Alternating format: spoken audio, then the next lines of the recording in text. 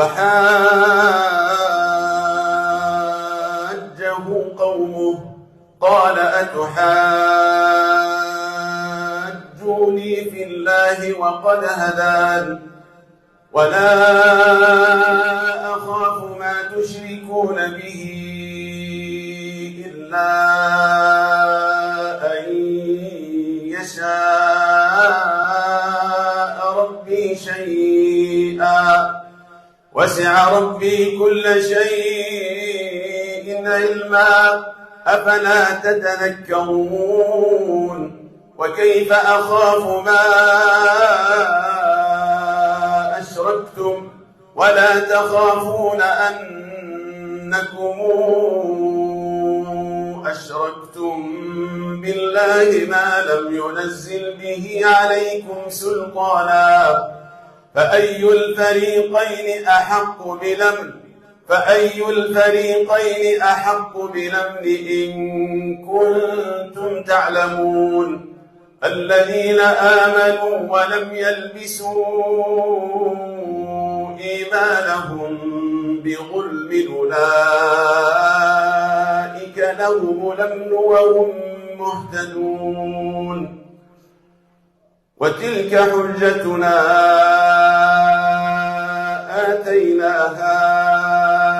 إبراهيم على قومه نرفع درجات من نشاء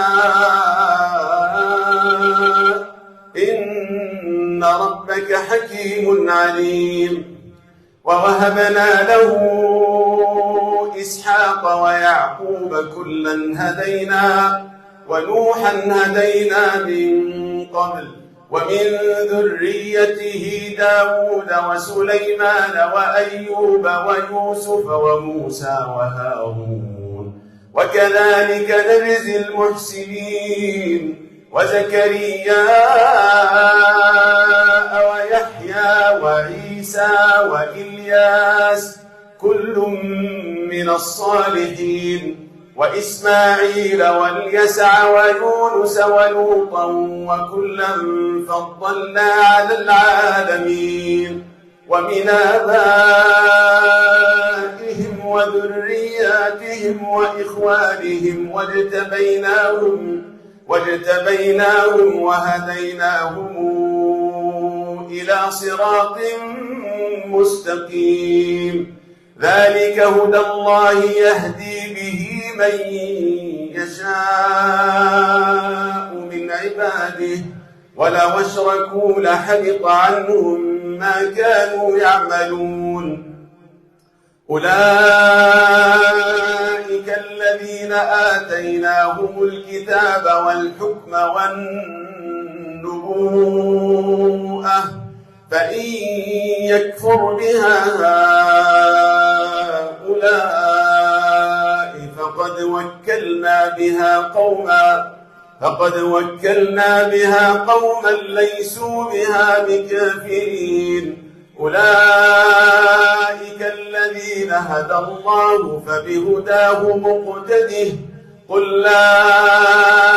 أسألكم عليه أجرا إن هو إلا ذكرى للعالمين وما قدروا الله حق قدره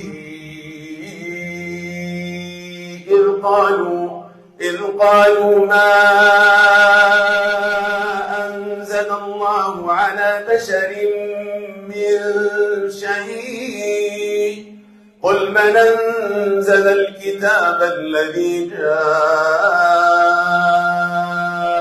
به موسى نورا وهدى للناس تجعلونه قراطيس تبدونها وتخفون كثيرا وعلمتم ما لم تعلموا أنتم ولا آباؤكم قل الله ثم ذرهم في خوضهم يلعبون وهذا كتاب أنزلناه مبارك مصدق الذي بين يديه ولتنذر أم القرى ومن حولها والذين يؤمنون بالآخرة يؤمنون به وهم على صلاتهم يحافظون ومن أظلم ممن افترى على الله كذبا أو قال أوحي إلي ولم يوحى إليه شيء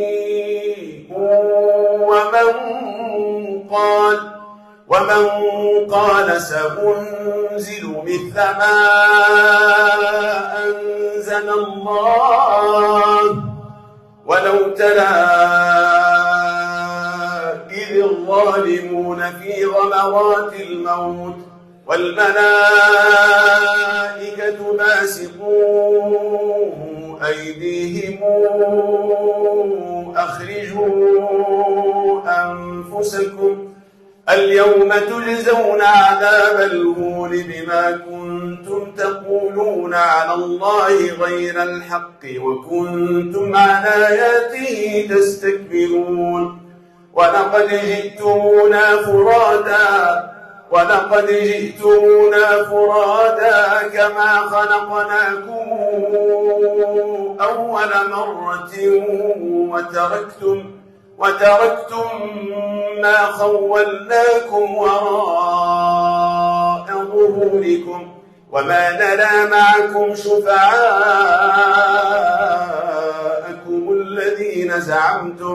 الذين زعمتم